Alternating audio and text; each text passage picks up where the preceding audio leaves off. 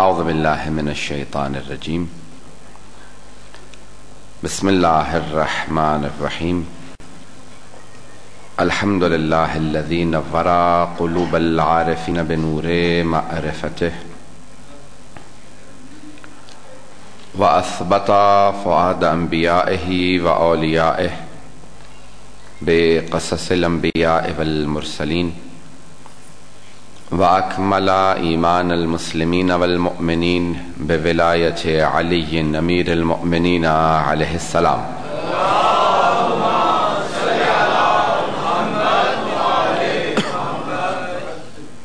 والصلاة والسلام والتحية والإكرام على أفضل الموجودات العبد المؤيد والرسول المسدد المصطفى الامجد المحمود الأحمد أعني أبا القاسم محمد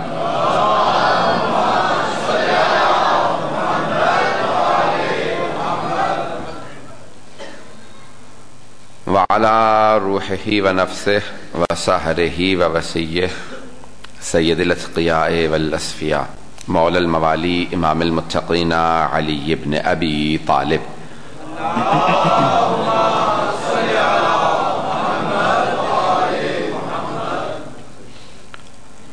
وعلى أوصيائه لا سيما بقية الله في الأرضين روحي وأرواح العالمين لتراب مقدمه الفداء واللعنة الدائمة على أعدائهم أجمعين من الآن إلى قيام يوم الدين.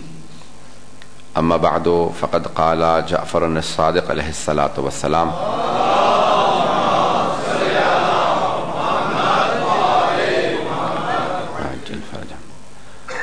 السلام عليك يا ثار الله وابن ثاره والوتر الموتور. صلاة محمد وعلى محمد بے.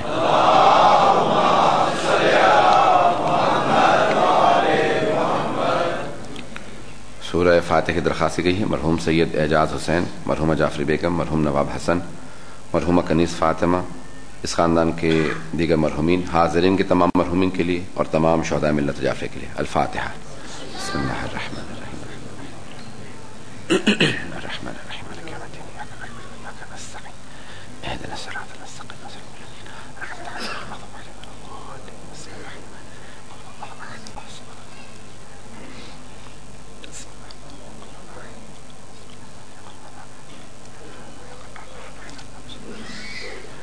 بسم اللہ صلوات پڑھیں گے محمد علیہ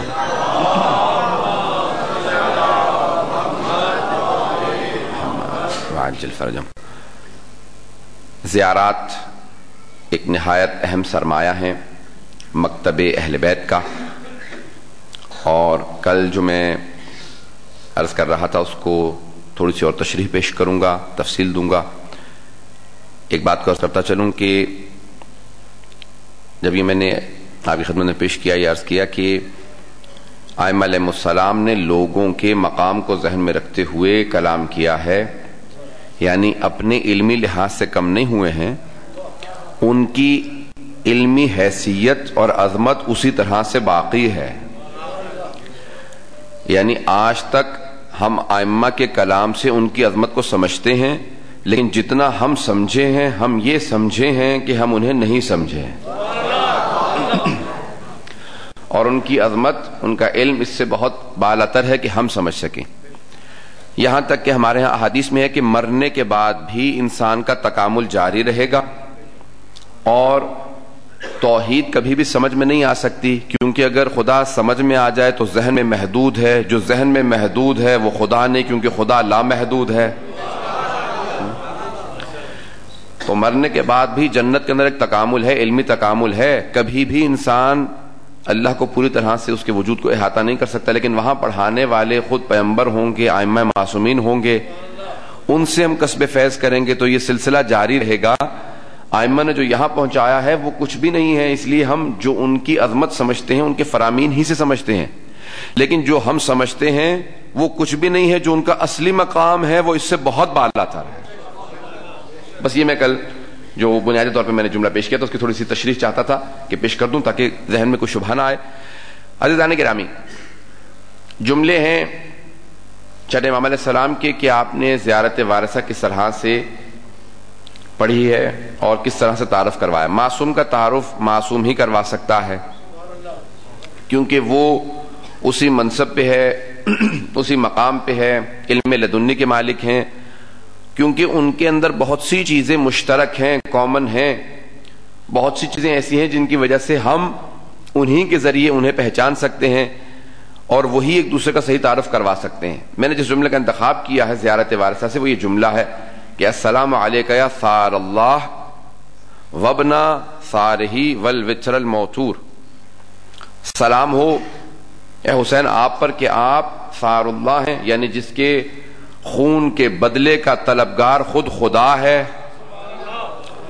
اور آپ بیٹے بھی ایسی ہستی کے ہیں کہ جن کے خون کے بدلے کا طلبگار خود خدا ہے، اور آپ وتر و موتور ہیں، تنے تنہا ہیں، وتر ہیں، ایک ہیں۔ آئیں ذرا پیش کروں آپ کے سامنے، قرآن کے اندر یہ لفظ وتر آیا ہے اور یہاں پہ امام علیہ السلام نے سید الشہداء کے لیے لفظ وتر استعمال کیا ہے۔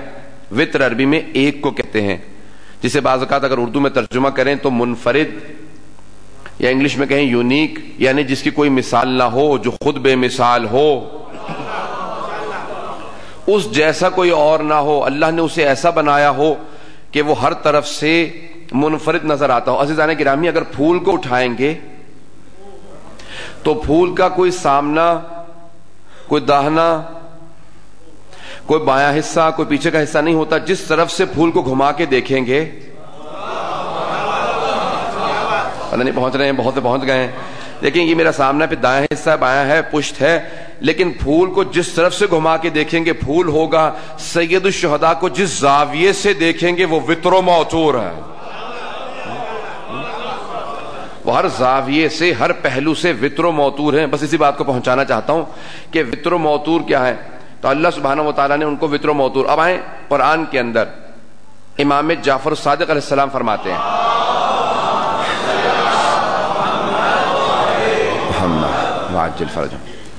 فرماتے ہیں کثروا یا اکثروا تلاوت الفجر، سورۃ الفجر کی کثرت سے تلاوت کیا کرو، لأنها سورۃ ابی عبداللہ الحسین، کیونکہ یہ ابی عبداللہ الحسین کا سورہ ہے، اسے کثرت سے تلاوت کیا کرو۔ 89واں سورہ ہے قرآن کا، سورہ نمبر 89 ہے، 30 آیات ہیں، چھوٹی چھوٹی آیات ہیں اس کے اندر۔ اب پہلی 5 آیات میں اللہ نے قسمیں کھائی ہیں، اس کو پیش کرنا چاہتا ہوں، اور آخر کے جملوں کو پیش کر دوں گا تاکہ سب کے لیے واضح ہو جائے کہ کیوں سید الشہداء کا سورہ ہے۔ عزیزان گرامی، والفجر ولیال عشر، سورہ فجر ہے، بسم اللہ الرحمن الرحیم، والفجر ولیال عشر والشفع والوتر واللیل اذا یسر هل فی ذلک قسم الذی حجر، اللہ کہتا ہے فجر کی قسم، 10 راتوں کی قسم۔ اب سوچتے جائیے گا، سید الشہداء کے لیے فرما رہے ہیں صادق آل محمد کہ یہ سید الشہداء کا سورہ ہے۔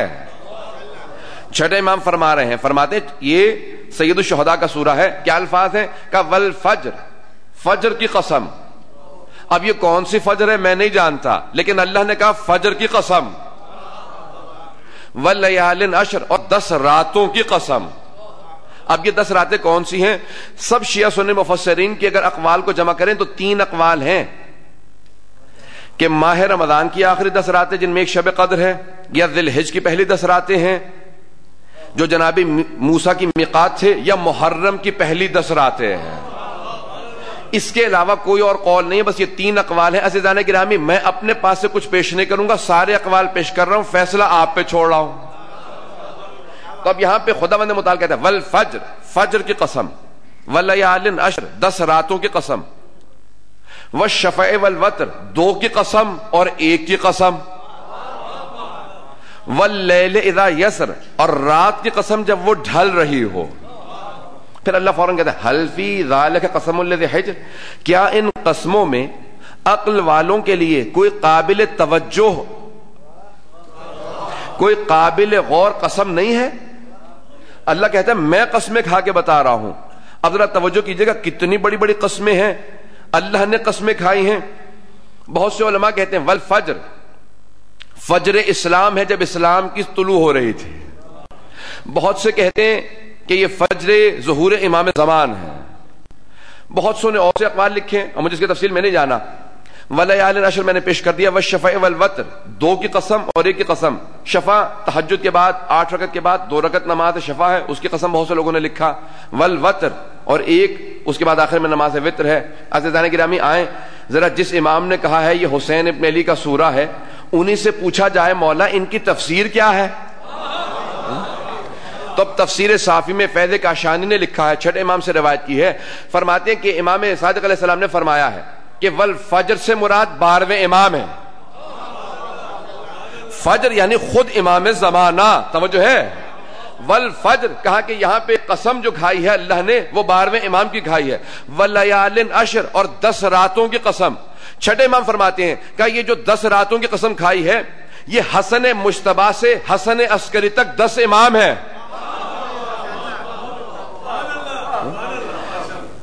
ولیال عشر 10 راتیں حسن مجتبی سے حسن عسکری تک 10 امام بنتے ہیں. بھائی 12 امام ہے نا، تو دوسرے امام سے 11ویں امام تک 10 امام بنتے ہیں. کہا والفجر 12ویں امام ہے، ولیال عشر 10 راتیں دوسرے سے 11ویں تک حسن مجتبی سے حسن عسکری تک 10 امام ہیں. والشفع والوتر 2 کی قسم اور 1 کی قسم. کا 2 سے مراد علی و زہرا ہے اور 1 سے مراد رسول خدا ہے.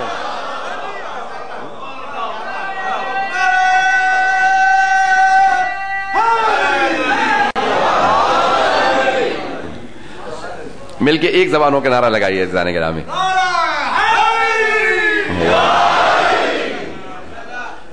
بہت محبت سے، بہت پیارے انداز ہو.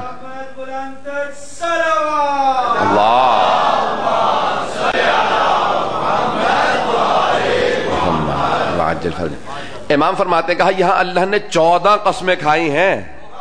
فجر کی قسم 1، 10 راتوں کی قسم 11، 2 کی قسم 13 اور 1 کی قسم. پتہ نہیں بات واضح ہے یا نہیں. اللہ کہتا ہے میں نے 14 کی قسمیں کھائی ہیں. کیا عقل والوں کے لیے یہاں پہ کوئی دلیل موجود نہیں ہے؟ مولا فرماتے ہیں یہ ہم 14 کی قسم کھا کے اللہ نے کہا ہے کہ یاد رکھو جو کچھ ہے ان 14 کے بغیر نہیں ہے. ذرا پیش کروں عزیزان گرامی. امام فرماتے ہیں کہ یہ 14 کی قسم ہے. اب آئیے ذرا دیکھیں اس کے آخر میں کیا ہے. سورہ کے آخر میں آپ ہمیشہ مصاحب میں سنتے ہیں اس جملے کو. یہ سورہ، یہ میں نے 5 آیات کو پیش کیا، 30 آیات ہیں سورہ کی، چھوٹی چھوٹی آیات ہیں. عزیزان گرامی حسین وتر و موتور کیسے ہیں؟ آئیں ذرا آخری 4 آیات کی تلاوت کروں. یا ایتھا النفس المطمئنہ، بس سب پہنچ گئے ہوں گے عزیزان گرامی. ارجعی الی ربک راضیۃ مرضیہ، اے نفس مطمئنہ، اے ایسا نفس کہ جو اطمینان کے آخری درجے پہ فائز ہے، پلٹا اپنے رب کی طرف. تو کوئی ایسا وتر و موتور ہے جسے خود خدا پکار رہا ہے. بھائی بہت سے پہنچ گئے ہیں، بہت سے خاموش ہیں. اس کا مطلب میں واضح نہیں کر سکا. یہ سورہ اس کے آخر میں 4 آیات ہیں جس میں خود خدا مخاطب ہے. خود خدا مخاطب ہے، خدا پکار رہا ہے کہ اے نفس مطمئنہ پلٹا اپنے رب کی طرف. ان 2 آیات جس کو میں نے تلاوت کیا ان سے ثابت نہیں ہوتا کہ خدا مخاطب ہے. ذہن میں شبہ آتا ہے کہ نہیں شاید کوئی فرشتہ کہہ رہا یا ایتھا النفس المطمئنہ، اے نفس مطمئنہ پلٹا اپنے رب کی طرف. راضیۃ مرضیہ، اس حالت میں کہ آپ اپنے رب سے راضی، آپ کا رب آپ سے راضی.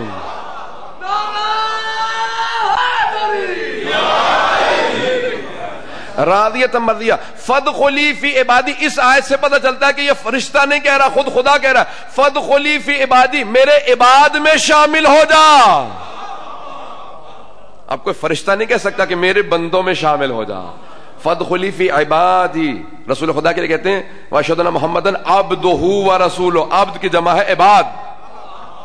کہ فادخلی فی عبادی وادخلی جنتی، میرے عباد میں شامل ہو جائیے، میری جنت میں شامل ہو جائیے. عزیزان گرامی پوری دنیا دعائیں مانگتی ہے جنت میں جانے کے لیے.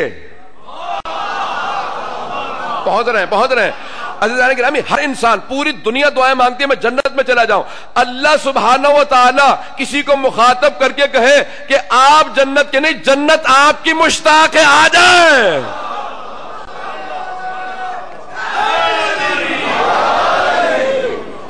کتنی عظمت ہوگی کہ اب یہ وتر و موتور سمجھ میں آ رہا ہے عزیزان گرامی، کہ جس کو خود خدا خطاب کر کے کہے کہ میرے عباد میں شامل ہو جائیے، میری جنت میں آ جائیے. عزیزان گرامی یہ ہے سورہ فجر جو سید الشہداء کا سورہ امام نے فرمایا. اس کے اندر بے انتہا آیات ہیں. اب یہ پورا سورہ ایک موضوع ہے عشرے کا, میں اس پہ بہرحال عشرہ پڑھ چکا ہوں, صرف اشارہ کرنا تھا وتر و موتور سید الشہداء کیسے ہیں. عزیزان گرامی سید الشہداء تنہا ہیں, ایک ہیں. اگر آپ 14 میں بھی دیکھیں گے نا تو پیغمبر اسلام کا نام 14 میں 4 مرتبہ آیا. پہنچ گئے.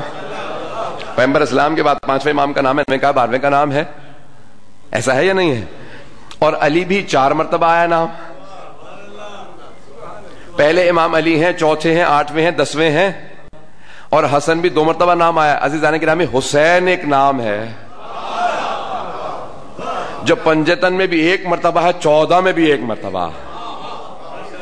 تو اب تصور کیجئے کہ یہ وتر و موتور ہیں. میں اسی کو واضح کرنا چاہ رہا ہوں کہ وتر و موتور ہیں. جس زاویے سے دیکھیں گے سید الشہداء وتر و موتور ہیں. ہر زحمت کو بچانے والی ہستی کا نام, سارے انبیاء کی زحمتوں کو بچانے والے سید الشہداء ہیں, سارے ائمہ کی زحمتوں کو بچانے والے سید الشہداء ہیں. عزیزان گرامی 3 یہاں پہ تحلیلیں پیش کرنا چاہتا ہوں اپنے اس آج کے وقت کے اندر, اگر میں پیش کر سکوں.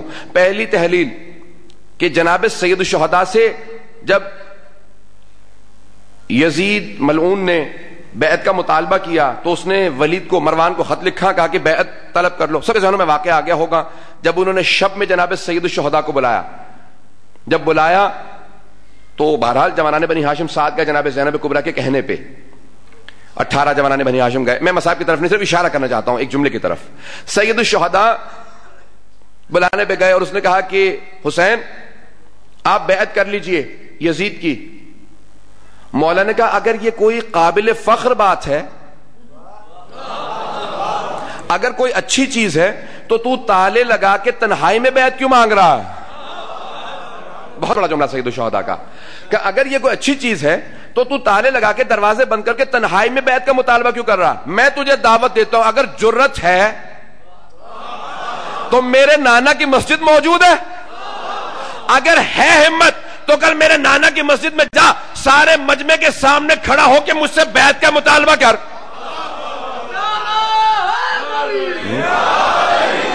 بہت بڑا جملہ سید الشہداء کا کہ سب مجمع کے سامنے مطالبہ کر, میں وہاں جواب دوں گا کہ بیعت کرنا چاہتا ہوں یا نہیں.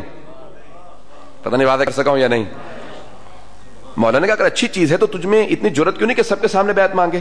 یہ تنہائی میں تاریکی میں تو گناہوں کی علامت ہے. تو اپنے آپ کو مجرم سمجھ رہا ہے کیا؟ پتہ نہیں واضح ہے یا نہیں. تو اپنے آپ کو مجرم سمجھ رہا ہے مجھ سے بیعت کا مطالبہ کر کے. اگر جرت ہے مسجد نبوی میں سب کے سامنے مطالبہ کر.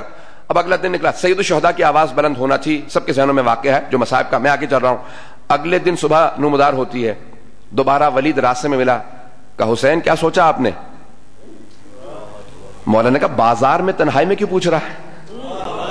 میں نے تجھے کہا تھا جواب سب کے سامنے دوں گا, سب کے سامنے سوال کر. کہا کہ میں سوال نہیں کرنا چاہتا, آپ کو بتا چکا ہوں ہمارا مطالبہ کیا ہے, آپ اپنا فیصلہ سنائیے. تو سید الشہداء نے ایک تاریخی جملہ کہا ہے. اب وہ تمام افراد جو آج تک ائمہ ہدیٰ پہ, ائمہ اہل بیت پہ بیعت کا دھبا لگانے کی کوشش کر رہے ہیں, میں توجہ ہو سارے مجمع کی, توجہ ہو سارے مجمع کی توجہ ہو, جو آج تک دھبا لگانے کی کوشش کر رہے ہیں کہ کسی نے بیعت کی, کسی نے بیعت کی, کسی نے نہیں کی. توجہ ہے عزیزان گرامی. تو سید الشہداء نے مثالی جملہ کا تاریخی جملہ کہا کہ آج سے میں اس بیعت کے مطالبے کو ایک ایسا کفن پہنا کے جا رہا ہوں دوبارہ کسی میں دھبا لگانے کی جرت نہیں ہوگی. کہ مثلی لا یبایع مثلا, کہ اے مروان, اے ولید, مجھ جیسا کبھی اس جیسے کی بیعت نہیں کر سکتا. نہیں میں وعدہ نہیں کر سکا. مولا نے کہا مجھ جیسا اس جیسے کی بیعت نہیں کر سکتا. کہا کہ اے مروان اس بات کو یاد رکھ, مجھ جیسا میرا بابا علی, مجھ جیسا میرا بھائی حسن, مجھ جیسا میرا بیٹا رضا, کہ جب بھی بیعت کا مطالبہ ہوگا تو یاد رکھنا مجھ جیسا اس جیسے کی بیعت نہیں کر سکتا. یہ نہیں کہا کہ میں اس کی بیعت نہیں کر سکتا. اگر یہ فرماتے کہ میں اس کی بیعت نہیں کر سکتا تو بات آپ پہ ختم ہو جاتی ہے. آپ نے فرمایا نہیں, مجھ جیسا اس جیسے کی بیعت نہیں کر سکتا. کہ کیوں؟ کہ زمین تو آسمان سے مل سکتی ہے, کہ لیکن مجھ جیسا اس جیسے کی کبھی بیعت نہیں کر سکتا. کہ کیوں؟ کہ شارب الخمور. پھر مولا نے اس کی برائیاں گنوائیں. کہا کہ کیا؟ وہ شرابی ہے, جوا کھیلتا ہے, محارم سے برائی کرتا ہے. کہا کہ وہ جو اتنا بدکار ہو, خبردار مجھ جیسے اس جیسے کی بیعت نہیں کرتے. یہ نہیں کہا حسین کا بھی بیعت نہیں کرے گا, کہ مجھ جیسے جو معصوم ہو, امام ہو, اس جیسے کی بیعت نہیں کرتے.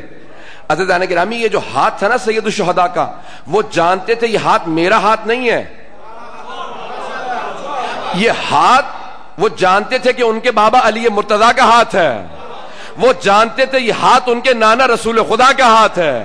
کہ اگر یہ ہاتھ اس ہاتھ میں چلا جائے تو پھر سمجھ لو کہ دین ختم ہو گیا اور شیطان اور باطل جیت گیا. کہ میرا ہاتھ کبھی اس ہاتھ میں نہیں جا سکتا. عزیزان گرامی, سید الشہداء جو سمجھانا چاہ رہے تھے اس کو خواجہ اجمیری نے 4 مصروں میں کہا تھا کہ شاہ اس حسین, بادشاہ اس حسین, دین اس حسین, دین پناہ اس حسین, سرداد ندا دست در دست یزید حتیٰ کہ بنا لا الہ حسین. میں کہتا ہوں یہ خواجہ نے کہی نہیں ہے, یہ ربائی کہلوائی گئی ہے. سب کی توجہ میں تھوڑی سی تحلیل پیش کروں گا. اس کی دوسری تحلیل یہی ہے عزیزان گرامی, یہ الہامی ربائی ہے, یہ خواجہ نے کہی نہیں ہے, یہ خواجہ سے کہلوائی گئی ہے. کیوں؟ ربائی کہتے ہی اسے جس کے 4 مصرے ہوں, لیکن اس کے 4 مصروں میں لفظ حسین 5 بار آیا. اور پہنچ رہے ہیں عزیزان گرامی. ربائی میں 5 مرتبہ لفظ حسین آیا. شاس حسین, بادشاہ حسین, دینس حسین, دی پناس, اور آخری مصرے کے اندر ہے کہ حقا کے بنا لا الہ است. ربائی ہے لیکن اس ربائی میں 5 مرتبہ لفظ حسین آیا, اور صرف 1 مصرے میں لفظ حسین نہیں آیا. وہ ہے تیسرا مصرع. توجہ ہو سارے مجمع کی, کیونکہ اس تیسرے مصرے میں یزید کا نام آ گیا. کہ جہاں یزید کا نام ہو وہاں حسین کا نام نہیں آتا.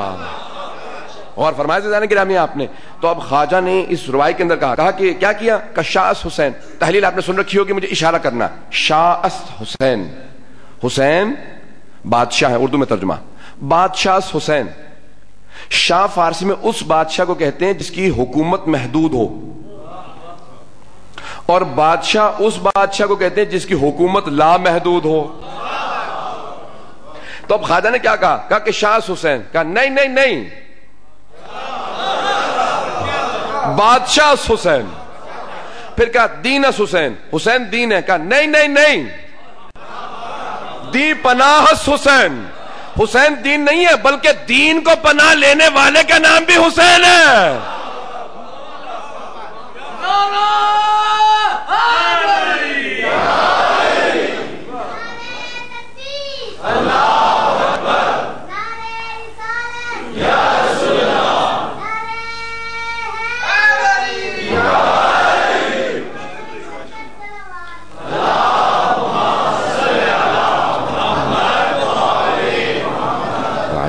عزیزان گرامی, اس آخری جملے کو پیش کر لینے دیجیے اس تحلیل پہ, کہ خواجہ کہتے ہیں کہ سرداد ندا دست در دست یزید.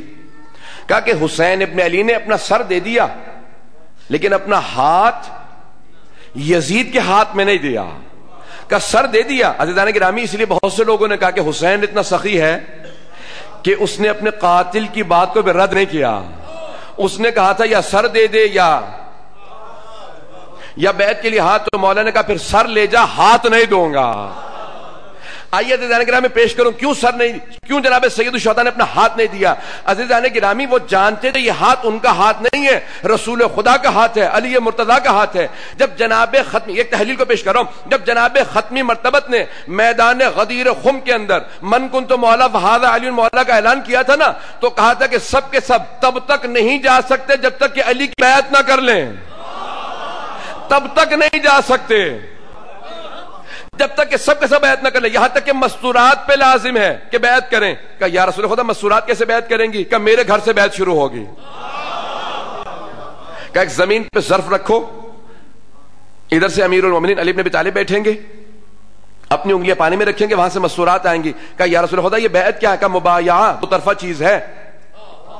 دو طرفہ چیز کا نام بیعت ہے کہ ہماری طرف سے کیا ہے کہ تم ضمانت دو کہ تم وفاداری کرو گے. ہم بیعت سے کبھی نہیں پھریں گے. بیعت کا مطلب یہ ہے کہ ہم آپ کی ولایت سے کبھی نہیں پھریں گے. اور ان کی طرف سے ضمانت کیا ہے کہ اگر تم اپنی ولایت پہ اپنی بیعت پہ باقی رہے تو پھر علی پہ لازم ہے کہ شفاعت کرے.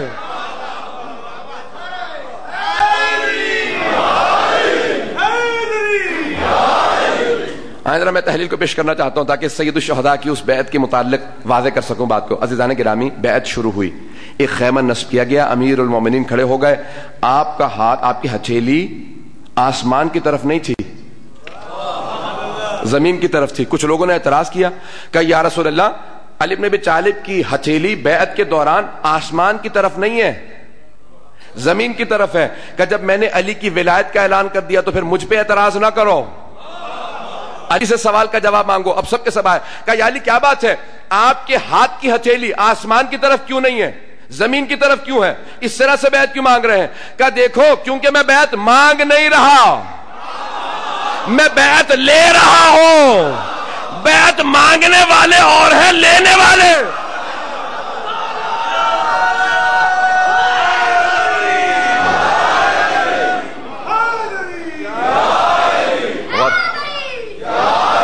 اور فرمائے زیدہ نے گرامی کہا کیونکہ میں بیعت مانگ نہیں رہا ہوں، میں بیعت لے رہا ہوں. مانگنے والے اور ہیں، بیعت لینے والے اور ہیں. اب کسی نے اعتراض کیا کہا یا علی اب ہر بات پہ قرآن کی آیت پیش کرتے ہیں،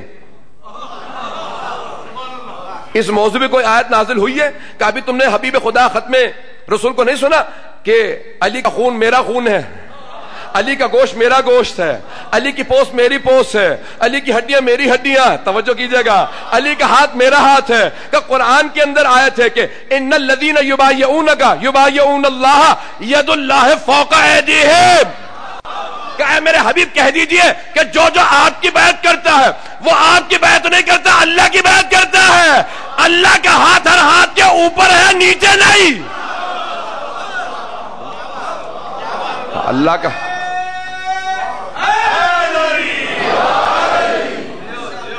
توجہ ہے ذہن گرامی، ید اللہ فوق ایدیہم، اللہ کا ہاتھ ہر ہاتھ سے بالا تر ہے. اب کوئی ہونا ید اللہ کہ بالا تر ہو، اس کو فوقیت ہو سب پہ، وہ مانگ نہ رہا ہو، وہ بیعت لے رہا ہو کہ وفا پہ باقی رہنا، بیعت پہ باقی رہنا.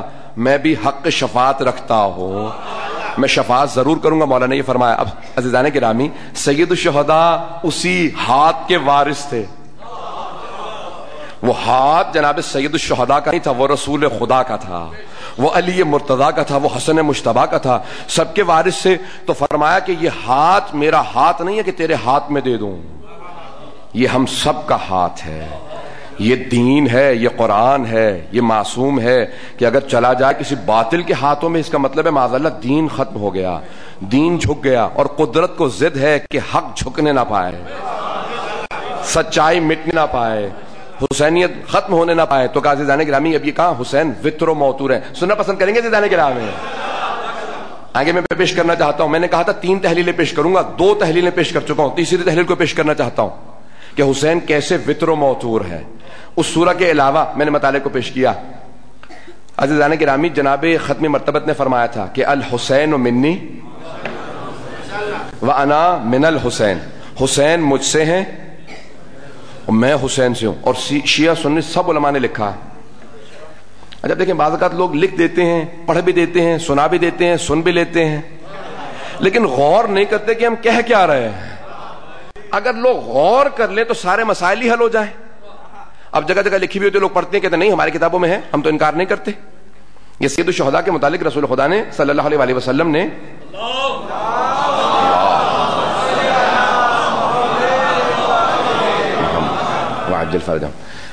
توجہ ہے نا عزیزان گرامی؟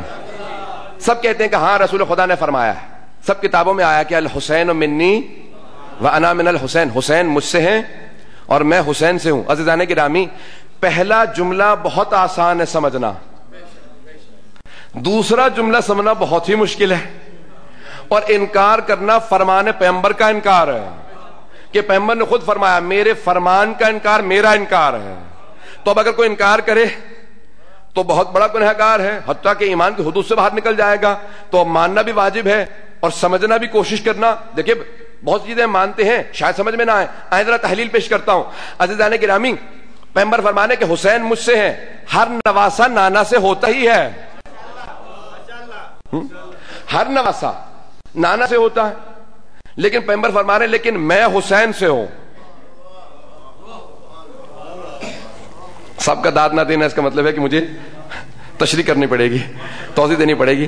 آئیں جب تک کہ سب افراد نہیں بولیں گے تب تک میں آگے نہیں بڑھوں گا. پیغمبر فرما رہے ہیں کہ حسین مجھ سے ہے، ہر نواسا نانا سے ہے، لیکن میں حسین سے ہوں. نانا نواسے سے کیسے ہے؟ دیکھیں ہر نواسا نانا سے ہے، لیکن کوئی بھی نانا نواسے سے نہیں ہوتا. لیکن پیغمبر فرما رہے ہیں وما ينطق عن الهوى ان هو الا وحی یوحى. سورہ نجم کی آیت ہیں بلکہ کہ وہ تب تک کلام نہیں کرتے جب تک کہ وحی منزل نہ ہو.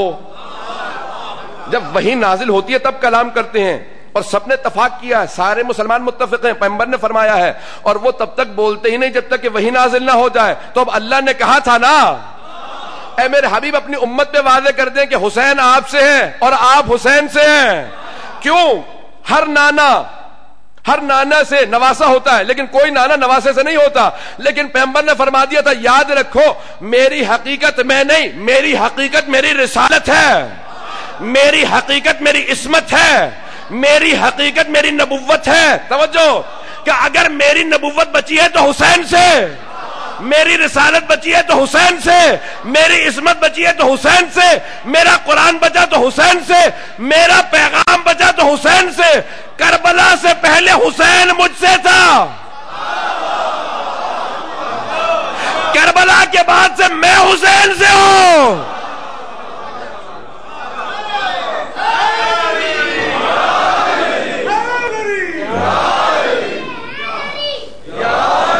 اور فرمائے جانے کے راہ میں کہ جناب سید الشہداء فرمائیں گے کہ میری اس تمام تر زحمتوں کے بچانے والے اس نواسے کا نام حسین ہے، جس نے میری تمام زحمتوں کو بچایا ہے. اس لیے کربلا تک تو حسین مجھ سے تھا، اور کربلا کے بعد میں حسین سے ہوں. آج پوری دنیا کے اندر اگر یہ کلمہ توحید بھی بلند ہے، ذات توحید ہوتی لیکن کلمہ توحید کہنے والا کوئی نہ ہوتا، ذات گرامی حق ختمی مرتبت ہوتی لیکن کوئی نام لیوا نہ ہوتا.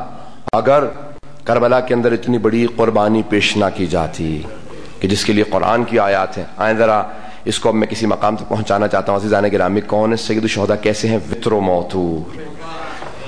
کہ میں نے آپ کے سامنے ساری تحلیلات پیش کی ہیں کہ سید الشہداء وتر و موتور ہیں بنابر قول امام جعفر الصادق علیہ الصلوۃ والسلام.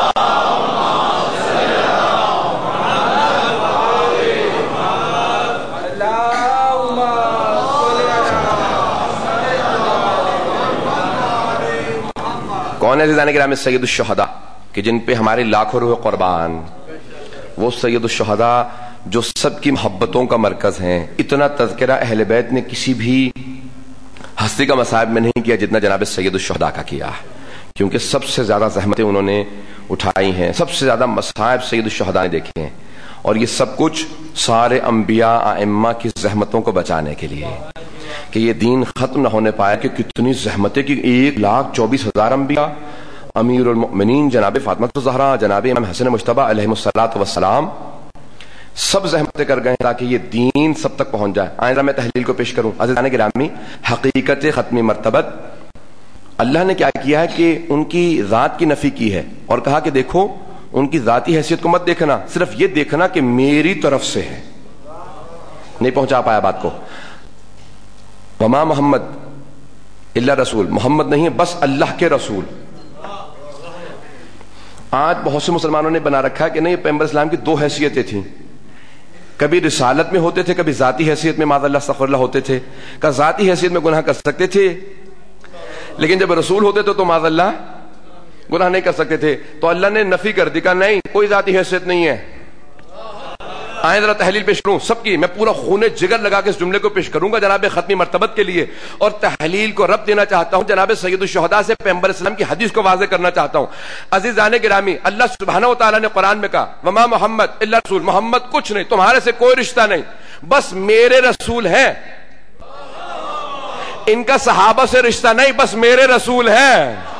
عبداللہ کے بیٹے نہیں بس میرے رسول ہیں، آمنہ کے لال نہیں بس میرے رسول ہیں، ازواج کے شوہر نہیں بس میرے رسول ہیں، زہرا کے بابا نہیں بس میرے رسول ہیں، علی کے بھائی نہیں بس میرے رسول ہیں۔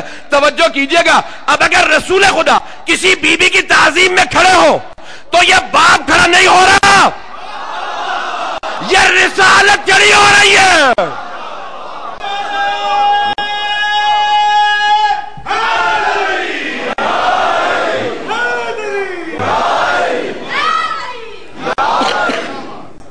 عزیزان گرامی، اب اگر رسول خدا کسی بی بی کی تعظیم میں کھڑے ہونا تو کوئی نہیں کہہ سکتا یہ باپ کی محبت تھی، کہا نہیں، یہ میرے رسول ہے، رسالت تعظیماً کھڑے ہو کے بتا رہی ہے، یہ باپ کی محبت نہیں ہے، یہ اللہ کے رسول جناب سیدہ کے لیے کھڑے ہو رہے ہیں۔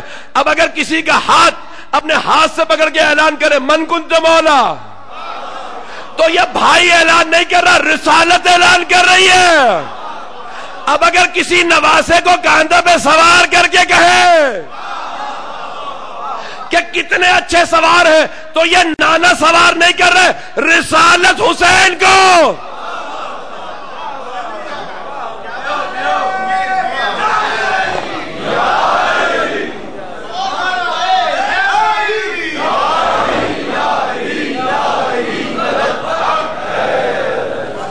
عزیزان گرامی، یہ حسین ابن علی ہے، یہ وطر و موتور ہے، ان کی ذاتی حیثیت نہیں ہے، یہ معصوم ہے۔ عزیزان گرامی، کبھی اپنے سے مقایسہ مت کرو، سب مسلمانوں سے کہتے ہیں اپنے سے مقایسہ مت کرو محمد و آل محمد کا، اپنے سے مقایسہ کر کے ان کی اہانت ہے، توہین ہے، یہ معصوم نمائندگان الہی ہیں۔ ایک تحلیل کو پیش کرنا چاہتا ہوں عزیزان گرامی، نمائندگان الہی ہیں، یہ 12 یہ 14 اللہ کے نمائندے ہیں، تو صفات مظہر الہیہ ہونا چاہیے نا، کچھ نہ کچھ ایسی صفات ہوں۔ شاید میں نے اس جملے کو پیش کیا ہو، لیکن آج آپ نے جس طرح سے اس کو سنا ہے میں اس کو پیش کرنا چاہتا ہوں۔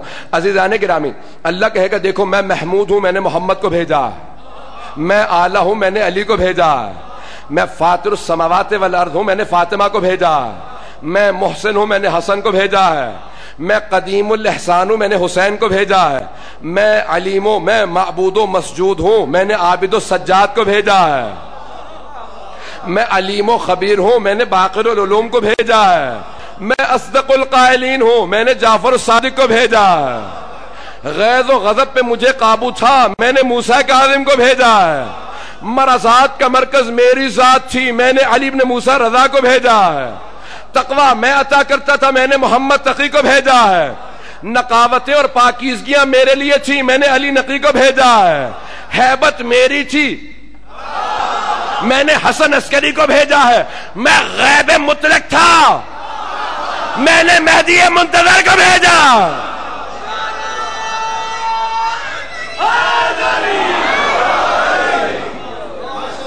غور فرمائے تھے جانے کے رامی، ہم کن ہستیوں کے ماننے والے ہیں؟ پروردگارا، یہ تو نے جو نعمت عطا کی ہے حسین ابن علی کے وجود کے ذریعے، جو وطر و موتور ہیں فرمان معصوم کے مطابق کہ وہ وطر و موتور ہے۔ اب ذرا میں پیش کرنا چاہتا ہوں، ہر معصوم کے اقوال سب تو نہیں پیش کر پاؤں گا، کہ ہر معصوم نے جناب سید الشہداء کو خاص الفاظ سے یاد کیا ہے، اور خاص الفاظ سے یاد کرنے کے بعد کہا ہے کہ یہ وطر و موتور ہے۔ مفہوم وہی جو چھٹے امام علیہ السلام نے پیش کیا ہے کہ کیسے وطر و موتور ہے۔ سننا چاہ رہے تھے جانے گرامی، جس پیارے انداز سے، جس محبت سے آپ لوگ سن رہے ہیں، جہاں جہاں سے لوگ آ رہے ہیں بہت بہت دور سے، عزیزان گرامی خداوند متعال آپ کا آنا قبول فرمائے، جناب سیدہ کی جوار رحمت میں سب کو جگہ ملے، کہ ان کی شفاعت نصیب ہو، ان کا سایہ سب کے سر پر قائم دائم رہے۔ بہت سے افراد نے التماس سے دعا کہ پروردگارہ جناب سید سجاد جو بانی ازاداری ہیں جناب زینب کبریٰ، ان دونوں کے صدقے میں کسی کی دعا کو رد نہ فرما۔ اب سنیں گے عزیزان گرامی، آئیں ذرا ایک تحلیل پیش کروں تو ائمہ کے اپنے فرامین سے ہے، کیا تنہا ہے حسین، وطر و موتور ہیں۔ عزیزان گرامی، جب امام معصوم آئیں اور سلام پڑھیں کہ بے ابی انت و امی، کہ ہمارے ماں باپ آپ پہ قربان ہے حسین۔ کتنی زیارات میں پڑھتے ہیں آپ؟ ابھی زیارت وارثہ اٹھائیں، سب زیارات میں جملے ہیں، کبھی غور فرمایا مولا یہ کیوں فرما رہے ہیں؟ عربی کی بہرحال ایک اصطلاح ہے، لفظی لٹرل معنی میں نہیں ہے، لیکن کسی کو بہت زیادہ بتانا ہونا کہ یہ بہت عظیم ہے تو اس کے متعلق عرب کہتے تھے میری اولاد قربان، اور اگر کسی کو کہنا کہ نہیں یہ اس سے بھی زیادہ باعظمت ہے، کہا میرے ماں باپ قربان. تو کہا اے حسین کون ہیں آپ کہ جو بھی ان کی زیارت کے لیے آئے؟ تو معصوم نے کہا اس طرح سے زیارت پڑھنا کہ بے ابی انت و امی. امام نے جملے تعلیم فرمایا کہ ہر آدمی جب جائے سید الشہداء کی زیارت کے لیے تو کہے میرے ماں باپ آپ پہ قربان. کیوں؟ کہا کیونکہ حسین ابن علی نے دین پہ سب کچھ قربان کر دیا. جس نے علی اکبر جیسا بیٹا دے دیا ہو، جناب علی اصغر جیسا بیٹا دیا ہو، جناب عباس جیسے باب الحوائج کے بازو عطا کیے ہوں. اب آئیں ذرا جملے سنیں گے، میں ایک تحلیل پیش کروں گا نا 8ویں امام کے الفاظ سے، اور اس کے بعد پھر میرے ذہن میں بہرحال شام سے متعلق تھے، لیکن ہماری بہنوں نے بہت زیادہ درخواست کی ہے کہ جناب علی اکبر سے متعلق کچھ مسائل پیش کیے جائیں. میں پیش کروں گا آخر میں ایک تحلیل ان سے بھی متعلق، اور پھر مسائل پیش کروں گا. 8ویں امام علیہ السلام فرماتے ہیں الوقائع والحوادث کتاب کا نام ہے، اور بھی بہت سی کتابوں میں ہے. امام علی بن موسیٰ الرضا علیہ الصلوۃ والسلام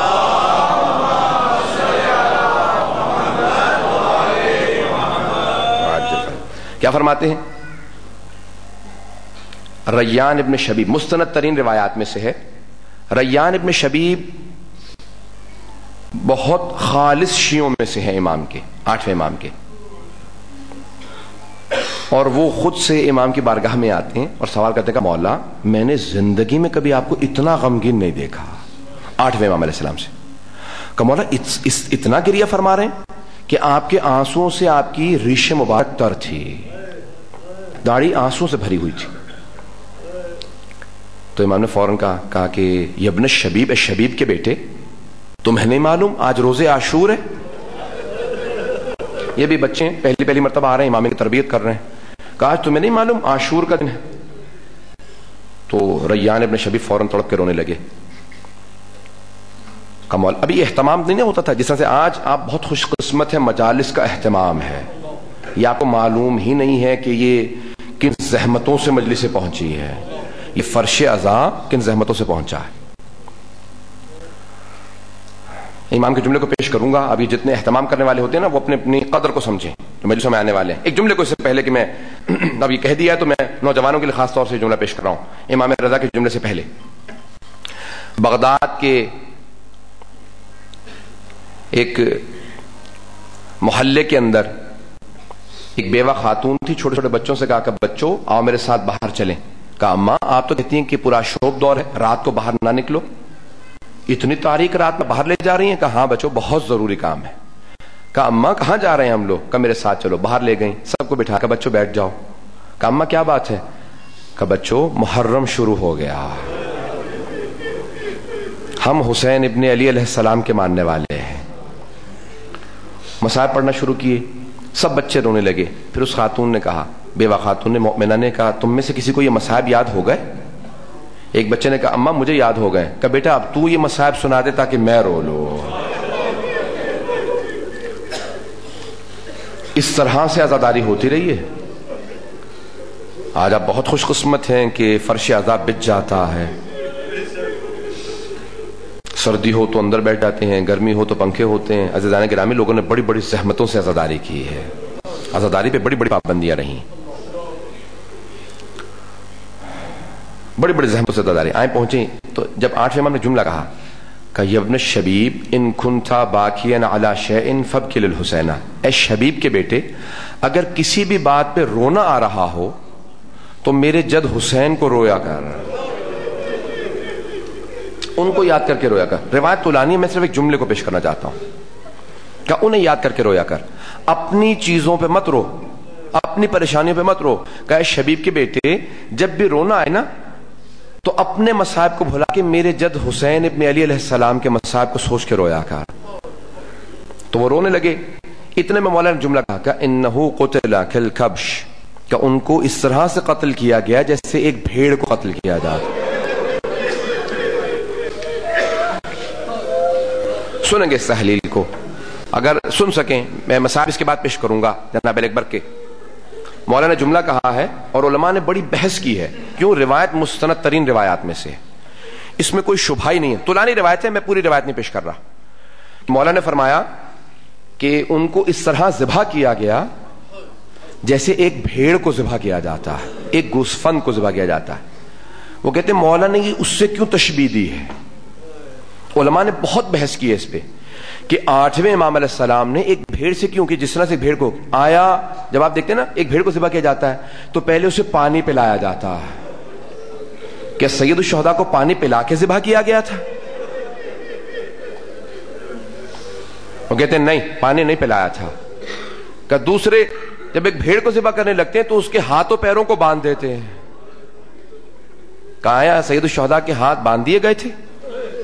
کہ نہیں. پھر کیوں امام نے تشبیہ دی؟ کہ جب ایک بھیڑ کو ذبح کرنے لگتے ہیں نا تو اسے دوسری بھیڑوں سے چھپا دیتے ہیں. کیا چھپا کے ذبح کیا گیا تھا؟ نہیں، بہن دیکھ رہی تھی. 12ویں امام کی زیارت ناہیہ کے الفاظ ہیں، میں کل انشاءاللہ پیش کروں گا، وقت نہیں. کہ چھپا کے ذبح نہیں کیا گیا. پھر کیوں تشبیہ دی؟ کیا جس طرح سے ایک بھیڑ کو ذبح کیا جاتا ہے، سب علماء کہتے ہیں ایک وجہ ہے. جب کوئی بھیڑ کو ذبح کرتا ہے نا تو کوئی روکنے والا نہیں ہوتا. نہیں سمجھا پایا؟ کوئی نہیں کہتا مت ذبح کرو، مت مارو اسے، سب کہتے ہیں ہاں مار دو. کہ یہ عالم تھا سید الشہداء کا، کوئی روکنے والا نہیں تھا. سب کہہ رہے تھے مار دو حسین ابن علی کو. صرف ایک بہن کھڑی تھی جو بار بار اپنے برقعے کا دامن اٹھا کے کہتی تھی یہ تمہارے نبی کا نواسا. اجرکم اللہ. میں نے تو ابھی مصاحب صرف شروع کیے، مجھے اپنی ماں بہنوں کی آواز آ رہی ہے. میں اپنی بیٹیوں سے سوال کروں گا کہ آئیں جناب زینب کبریٰ کی اس درد کو سمجھیں. مجھے طرف سے پیغام آیا کہ جناب اکبر کے مصاحب پیش کروں، سنیں گے؟ میں پوری شہادت نہیں پڑھوں گا.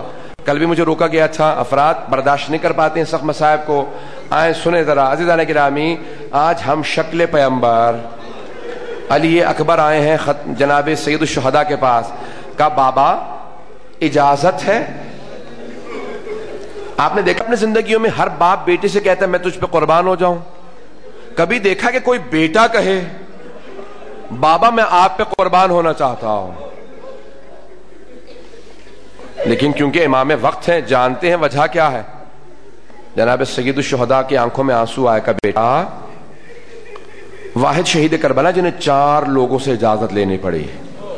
پہلے امام حسین کے پاس آئے. کا بیٹا اپنی پھپھی سے اجازت مانگو، اپنی ماں سے اجازت مانگو، اور اپنے بھائی سجاد سے اجازت مانگو.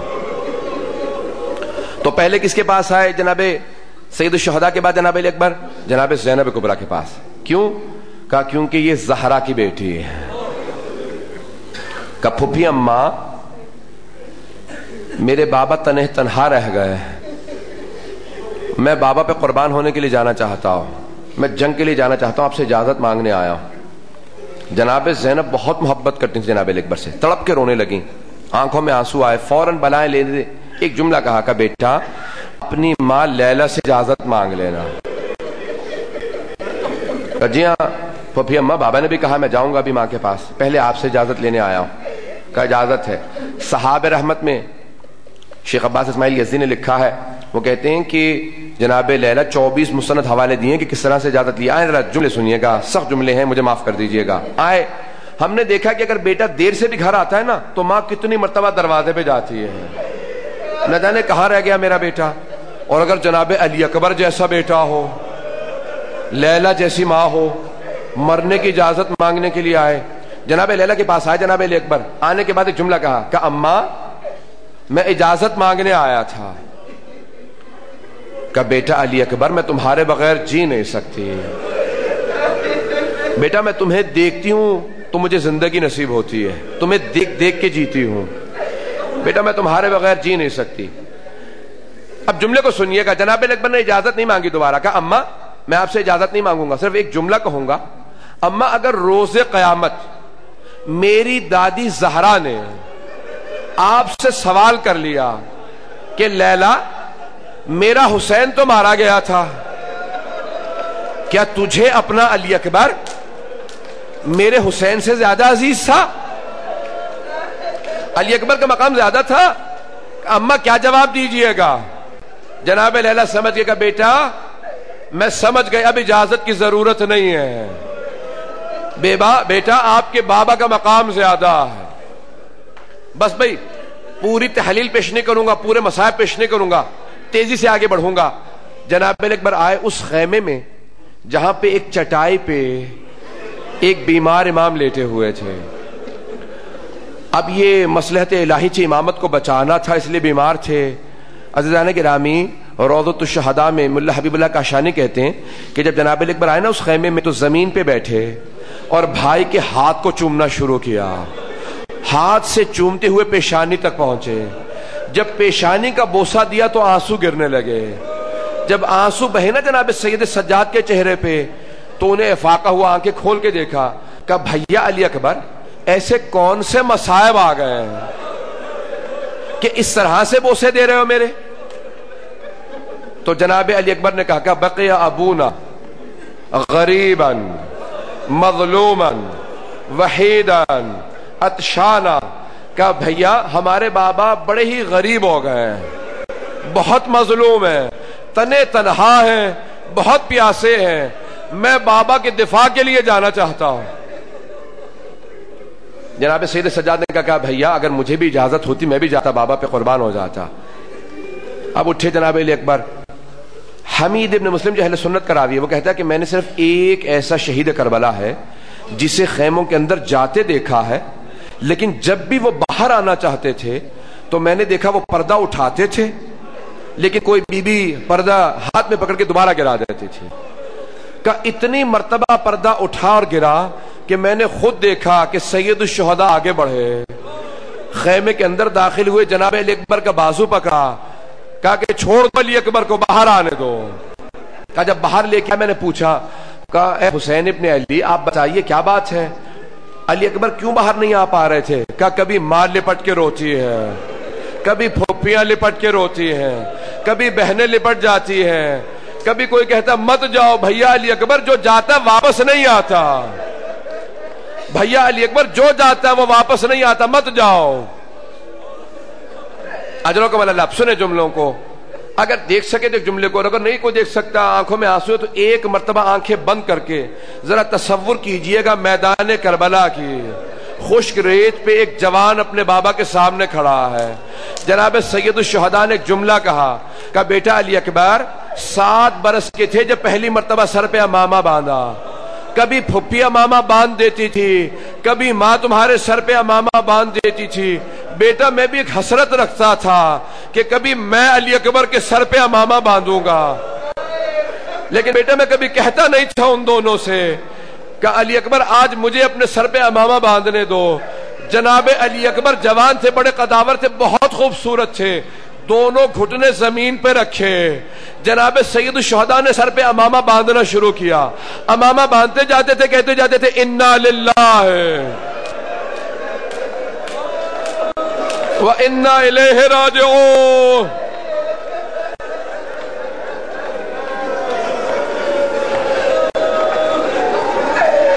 اجرکم اللہ, اجرکم اللہ.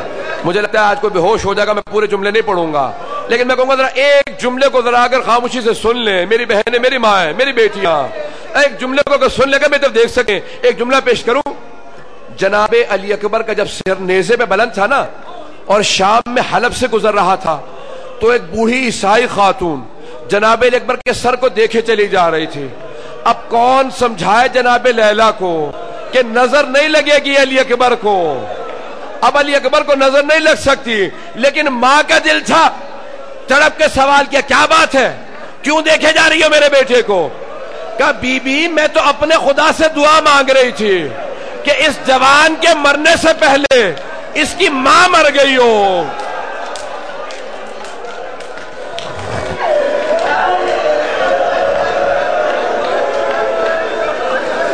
اجرکم اللہ. نہیں پڑھتا, بس میں برداشت نہیں کر پا رہے آپ لوگ, نہیں پڑھوں گا پوری روایت کو, نہیں پڑھتا, بس میں 2 جملے سن لیجئے. 2 سے 3 منٹ کی زحمت دوں گا, پورے مصائب نہیں پڑھوں گا. آخری جملے سن لیجئے عزیزان گرامی, آپ کو بھی ہوش ہو جائے گا. اب سنیں آخری جملے سن لیجئے. میں نے پوری شہادت چھوڑ دی. جناب علی اکبر جب گئے نا تو سید الشہداء نے مڑ کے دیکھا, درے خیمہ پہ کوئی بی بی کھڑی ہے. مقتل الحسین میں حسین واپس آئے, سید الشہداء آئے. آنے کے بعد کہا لیلا میں نے اپنے نانا رسول خدا سے سنا کہ ماں کی دعا بیٹے کے حق میں قبول ہوتی ہے. لیلا خیمے کے اندر جا کے بیٹھو, علی اکبر کے لیے دعا مانگو کہ ایک مرتبہ خدا اسے مجھ سے ملا دے. نہ جانے کتنی حسرت سی سید الشہداء کو. پیش کروں آپ کے سامنے جملے. عزیزان گرامی, عزاداران سید مظلوم, مولا جانتے تھے جب علی اکبر کے برچھی لگے گی میں تو برداشت کر لوں گا, معصوم ہوں, میں لیلا کو کیسے سمجھاؤں گا. کہ لیلا چلی جاؤ. آئیں جناب لیلا, اگر دیکھ سکیں جناب لیلا نے ایک مسلح بچھایا, ایسے خیمے میں گئی جہاں کوئی بی بی نہیں تھی, مسلح بچھا کے اپنی چادر کو ہٹایا, بالوں کو بکھرایا, ہاتھوں کو بلند کیا, کہا یا رادہ یوسف الی یعقوب, اے یوسف کو یعقوب سے ملانے والے, و اسماعیل الی ہاجرہ, اے اسماعیل کو ہاجرہ سے ملانے والے, بحق عطش ابی عبداللہ الحسین, حسین کی پیاس کا واسطہ ایک مرتبہ علی اکبر کو اس کے بابا سے ملا دے. آئے جناب علی اکبر, ملے. میں نے سارا مصاحب چھوڑ دیا, نہیں پڑھتا, سن لیجئے گا. واپس چلے, جب آخری مرتبہ بھیجا نا جناب سید الشہداء نے, تو ایک جملہ کہا, علی اکبر اب جب تک جنگ شروع نہ ہو بیٹا مڑ مڑ کے مجھے چہرہ دکھاتے رہنا. راوی کہتا ہے کہ جیسے جیسے جناب علی اکبر کے گھوڑے کی رفتار تیز ہو رہی تھی ویسے ویسے حسین کی رفتار تیز ہو رہی تھی. کہ اچانک جناب علی اکبر رکے, مڑ کے دیکھا بابا کو چہرہ دکھا دو. جیسے مڑ کے دیکھا نا تو کیا دیکھا کہ سید الشہداء بڑی تیزی سے پیچھے آ رہے ہیں. برداشت نہیں کر سکے جناب علی اکبر, کہا بابا رک جائیے, مت آئے میرے پیچھے. کہا علی اکبر تجھے نہیں پتا میرے کلیجے پہ کیا بیت رہی ہے. علی اکبر تیرا کوئی علی اکبر جیسا جوان بیٹا جو نہیں ہے, بیٹا تجھے نہیں پتا میرے دل پہ کیا گزر رہی ہے. علی اکبر مجھ سے برداشت نہیں ہوتا. آخری جملہ سن لیجئے. ایک مرتبہ حسین ابن نمیر نے ہاتھ میں نیزہ لیا, نیزہ چلا. جناب علی اکبر واحد شہید کربلا ہے جنہوں نے کہا بابا میری مدد کو لانا. الا لعنت اللہ علی القوم الظالمین وسيعلم الذين ظلموا اي منقلب ينقلبون. بس بھئی دعا کے دو جملے پیش کروں گا. مسورات میں کوئی حرام برپا ہے, اس لیے میں نے مصاحب کو روک دیا, میں نے پورے مصاحب نہیں پڑھے. اب وہاں پہ میں اپنی بہنوں سے کہوں گا, ماں بہنوں سے کہوں گا, اپنی بیٹیوں سے کہوں گا, آج مردوں میں کوئی ہو نہ ہو مسورات میں کوئی بی بی آئی ہوگی. بھئی ہاتھوں کو بلند کریں گے, میں آخری دعا پیش کر رہا ہوں. آئے بھئی ہاتھوں کو بلند کیجئے گا. بھئی برداشت یہاں پہ مردوں میں بھی کوئی نہیں کر پا رہا. آخری دعا کے دو جملے. بس بھئی پہنچے جناب سید الشہداء شیخ حر عاملی, کہتے کیسے آئے؟ کہ گھوڑے سے اپنے آپ کو زمین پہ گرایا. کہ علی اکبر بابا کو بولا. جناب علی اکبر نے آواز دی. پہنچے سید الشہداء. آخری مرتبہ جناب سید الشہداء نے جناب علی اکبر کی کمر میں ہاتھ ڈالا, بہت زور سے اٹھا کے سینے سے سینہ ملایا. جناب علی اکبر نے کہا بابا ظالم نے برچھی مار کے پھل توڑ دیا میرے سینے میں. کہ علی اکبر میرے ہاتھ کو برچھی کے پھل پہ رکھ دے. سید الشہداء نے دونوں گھٹنے زمین پہ رکھے, ایک ہاتھ برچھی پہ رکھا, دوسرا سینے پہ رکھا, نجف کا رخ کیا, اپنے بابا سے کہا بابا میری مدد کو. برچھی کو کھینچا, جناب علی اکبر نے ایریا لگی. پروردگارا جناب امام زمانہ کا ظہور دیکھنا نصیب فرما, دشمنان اہلیت کو نیست و نابود فرما. اب دعا کا ماحول نہیں رہا. آئیں بھئی اس سے پہلے کہ میں ماتم کے لیے کہوں, آخری جملے کو پیش کروں گا. جناب سید الشہداء نے لاشا اٹھایا, لے آئے خیموں میں. سب بیویاں پہنچ گئیں. سب سے پہلے جناب زینب کبریٰ لاشے پہ آ کے گر گئیں. جناب سید الشہداء نے کہا فضہ ذرا علی اکبر کی ماں لیلا سے کہو آخری وداع کر لے. جناب فضہ اٹھی, کہتی ہے میں اس خیمے میں گئی جہاں جناب لیلا نماز پڑھ رہی تھی. جیسے میں خیمے کے اندر گئی میں نے دیکھا جناب لیلا کبھی خیمے کے اس طرف گرتی ہیں کبھی اس طرف گرتی ہیں. میں نے بازو پکڑا, کہا لیلا کیا بات ہے, کیوں نہیں آتی بیٹے کے لاشے پہ؟ کہا فضہ مجھے خیمے کا دروازہ نظر نہیں آ رہا، میرا بازو پکڑو، مجھے لے چلو میرے بیٹے کے لاشے پہ۔